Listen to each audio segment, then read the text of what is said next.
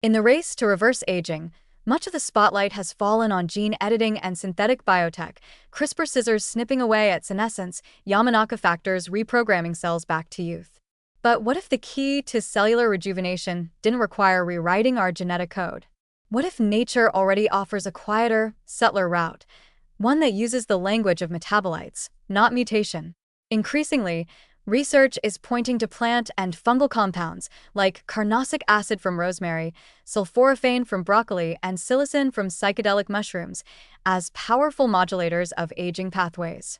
These small molecules don't change your DNA, but they do change what your DNA does, guiding cells back toward resilience, repair, and youthful function without ever hacking the genome itself. Take carnosic acid, the bitter phenolic compound that gives rosemary its distinctive piney kick. This molecule doesn't touch your DNA sequence, but it activates one of the most crucial anti-aging systems in the cell, NRF2, a master regulator of antioxidant and detoxification genes.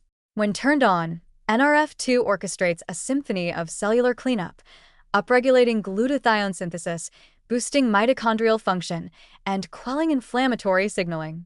In aging cells, where oxidative damage piles up like junk in a hoarder's attic, carnosic acid acts like a natural reset button, restoring redox balance and giving worn-out systems a chance to repair. What's more, it does this selectively. It's redox sensitive, meaning it activates only when oxidative stress is high. That's smart medicine, adaptive, not blunt force. Then there's sulforaphane, the peppery sulfur compound found in cruciferous vegetables like broccoli sprouts. It's a celebrated detox molecule for good reason. Like carnosic acid, sulforaphane activates NRF2, but it also inhibits NF-B, the inflammatory firestarter that gets overactive in aging tissues. Through this dual action, turning up protective genes while dialing down chronic inflammation, sulforaphane helps restore the cellular environment to one of balance and regeneration. What makes sulforaphane so interesting is its hormetic effect. A small dose triggers a beneficial stress response that leaves cells stronger in the aftermath. It's not unlike the logic of exercise or fasting, temporary stress that produces long-term resilience. And it works without ever flipping a genetic switch. No editing, no reprogramming, just biochemical persuasion. Then we come to psilocin, the psychoactive metabolite of psilocybin. While it's mostly studied for its effects on the brain, psilocin may also serve as a neurobiological rejuvenator at the cellular level. It binds to 5-HT2A serotonin receptors, which aren't just involved in perception. They also regulate inflammation, mitochondrial activity, and synaptic plasticity. Recent studies show that psilocin enhances neurogenesis and promotes dendritic growth, even in aged or damaged neurons. It appears to nudge the brain's repair machinery back online, restoring flexibility and reducing the kind of low-grade inflammation that's linked to neurodegenerative diseases.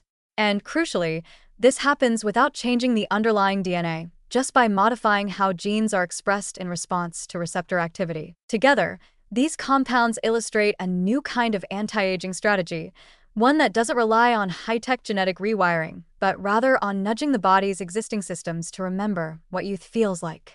They work not by replacing parts, but by fine-tuning function.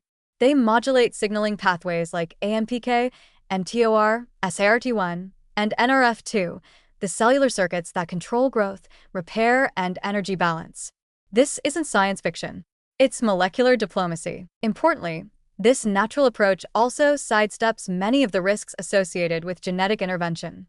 There's no danger of off-target mutations, no irreversible changes to the genome, and no ethical dilemmas about germline editing. These metabolites are more like whispers than commands, reminders to the cell that it still knows how to heal, how to detoxify, how to rejuvenate. And in a biological system that's become overwhelmed by stress, damage, and entropy, that's often all it takes. In the coming years, as the longevity movement matures, we may find that the most effective interventions are not necessarily the most invasive. Instead of trying to forcibly rewrite the story of our cells, we may do better by listening to nature's well-honed poetry, written not in code, but in chemistry. A sprig of rosemary, a handful of broccoli sprouts, a carefully measured mushroom extract. These may be the quiet agents of rejuvenation, operating not by altering who we are, but by helping us remember who we were before time began to wear us down.